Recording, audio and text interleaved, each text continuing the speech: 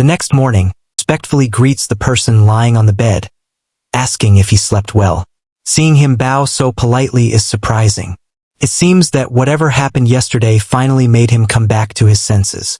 With a small laugh, he points out that both of them must have slept well. Although judging by the swollen eyes, it seems someone cried quite a bit. Then, with a warm expression, he thanks him sincerely. But before anything else, he asks if he would accompany him to a certain place. At that moment, two more people appear at the doorway and greet the room. One of them bows respectfully to the grandfather, but suddenly notices someone lying on the bed and reacts in shock. The grandfather smiles warmly and says it has been a long time, mentioning that he heard the young man is finally much healthier now. Looking at the people in the room, everything begins to connect in his mind.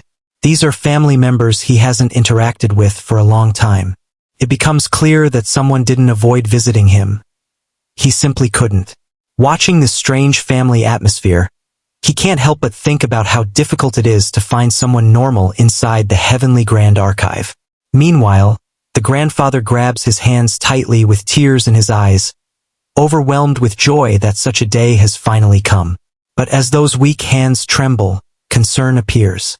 Even though he says he is happy because the grandfather is happy, he asks seriously where the pain is coming from. The grandfather hesitates, avoiding eye contact, before awkwardly saying that he lost his memories.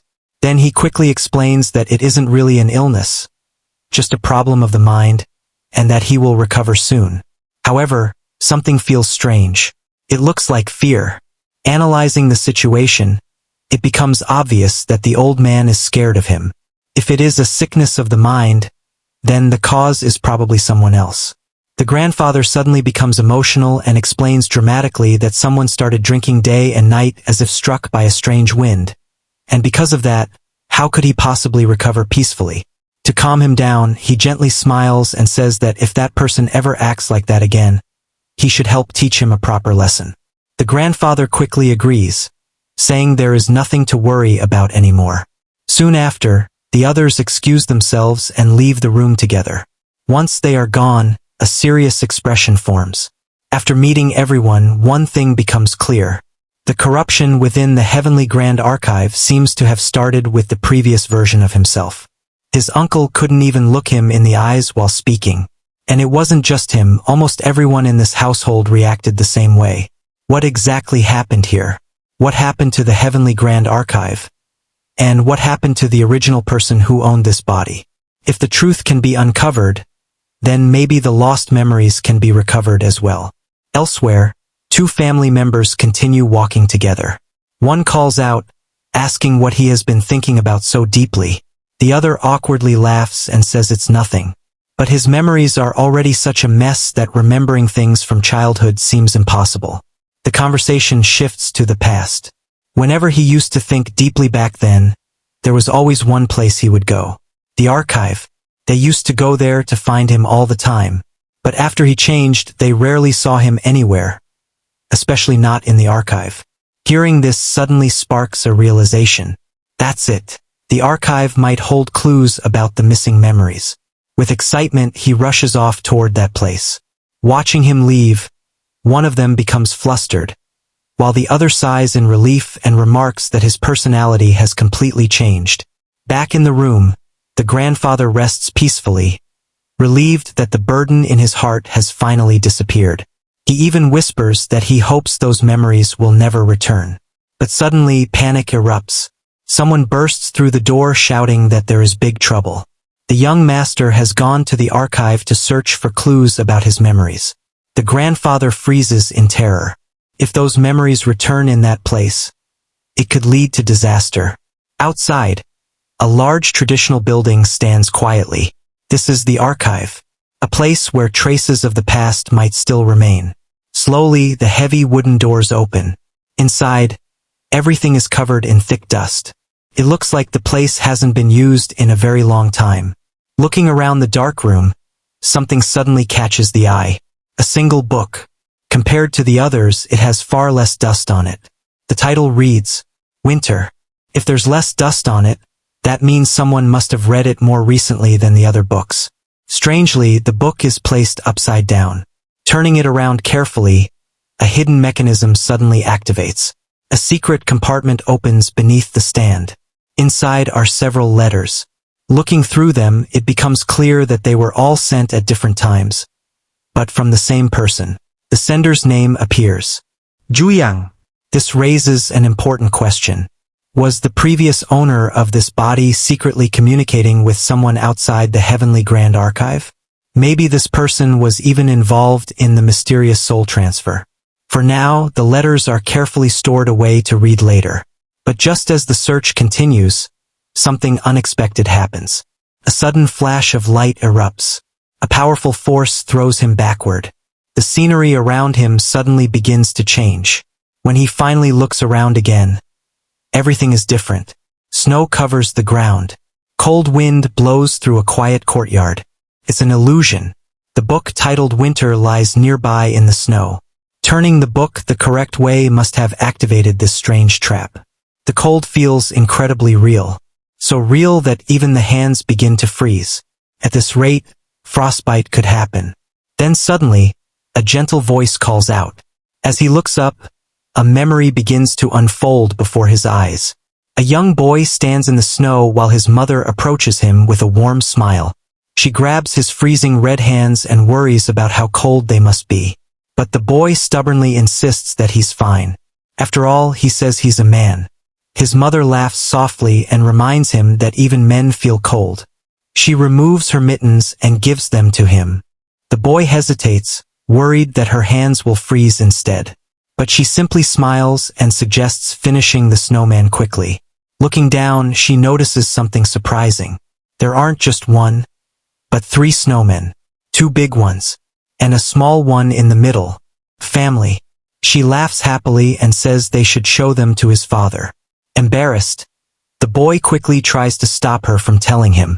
Watching this memory unfold, a soft smile appears. This must be a happy memory. But suddenly, the scene begins to change again. The season shifts. Now plum blossoms drift gently through the air. Inside a room, the father sits beside someone lying in bed. The mother is sick. A harsh cough echoes through the quiet room. Despite her fragile condition, she smiles gently and says how wonderful it is to see the plum blossoms together with her family. Spring will arrive soon. The father holds her hand tenderly and promises that they will watch the flowers bloom together when that time comes. Suddenly, she notices someone standing at the door. Calling him over, she gently touches his face. But tears are already streaming down his cheeks. With pure love in her eyes, she softly tells him, "I love you." Watching this heartbreaking memory unfold, even the observer cannot hold back the emotions. Tears silently fall. A faint voice echoes inside his mind. "Why are you crying?" Another gentle voice follows. "Hang, I love you." Suddenly he opens his eyes. For a moment, confusion fills his mind. "Ah, I see. What's happening?" Tears slowly run down his face. Only then does he realize something shocking. The memories of Beom Hang that remained inside this body have finally awakened. If this illusion continues, he is certain he will remember the rest of Beom Hang's memories. And it seems he has entered another memory. The scene becomes clearer. Why did you also pass away in vain? The memories slowly return. This happened 10 days after Beom Hang's mother passed away. The man who once stood strong had aged drastically in just a few days. Losing his wife had completely broken him. A weak voice speaks again. "Hang, I'm sorry." So this was how Beom Hang was abandoned in this world. Snow begins to fall as another memory appears. "Big brother, are you all right?" Then a familiar voice calls out. "Beom Hang." "Father, what's the matter?" The memory shifts again. Standing beneath blooming plum blossoms, a young boy speaks with a trembling voice. "Mother, father, you said we would watch the plum blossoms together when spring comes, right? The flowers are already blooming so beautifully. But where are you two?" The boy looks at the falling petals and whispers quietly. "Or, are you already watching the plum blossoms together somewhere else?" After a moment of silence, he makes a heartbreaking decision. "In that case, I'll go to where you are. Suddenly, several voices shout in panic. Brother! Stop! What are you doing? Why are you making such a big fuss? But the boy calmly answers them. I'm just going to the place where I belong. At that moment, realization strikes. This is it. I'm remembering everything. All the memories finally return. Suddenly, voices echo around him. Hang? Big brother. Sir. He slowly opens his eyes. Ha!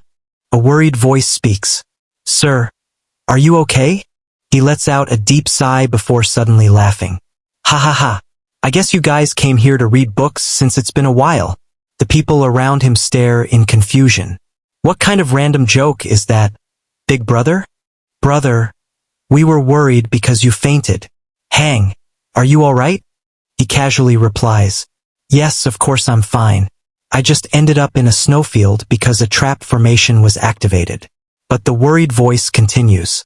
That's exactly why I'm asking if you're okay. Inside his mind, a thought appears. Could it be? Did he really recover all of his memories? Suddenly he grabs his head. Ugh! My head! Everyone around him panics. Big brother! Sir! Hang! After a moment he mutters quietly. This is what usually happens when memories return. Right? Yes. One of them suddenly shouts. Sir! Your joke has gone too far. Songhwa. What? Yoon. Bamong. And grandfather. I'm alright. You don't need to worry about me anymore. Yes. Then he quietly declares something. I will never fall again. At that moment, a faint voice echoes. I can finally die in peace now. And the original soul slowly disappears. The next morning feels incredibly refreshing. Feels as if he had been sleeping for days. His body feels light, and his mind is clearer than ever. Then a sudden thought appears. That's right. I can finally do that now. He calmly calls out. Listen. Yes, sir. I will be meditating from now on. Do not allow anyone to enter my room until I come out myself. He pauses before adding one more condition. That includes my grandfather. Yes, sir. Inside his mind, he sighs.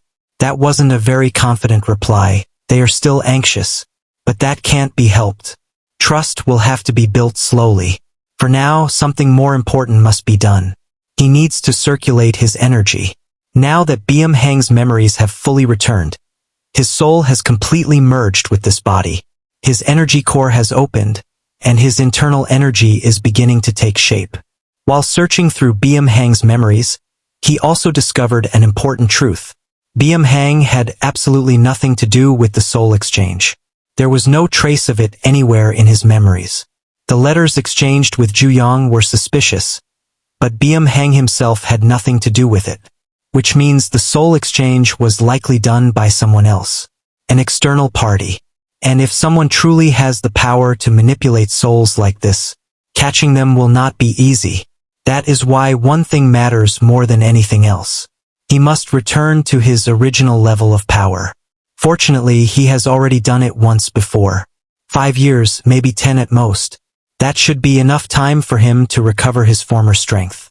And with elixirs, rare herbs, and mystical creatures, could happen even faster. Luckily, this place is perfect for growing stronger. The Heavenly Grand Archive is known as the impenetrable fortress of Jianghu. This territory is as vast as a mountain. Trap formations cover the walls, buildings, and even the narrow alleys.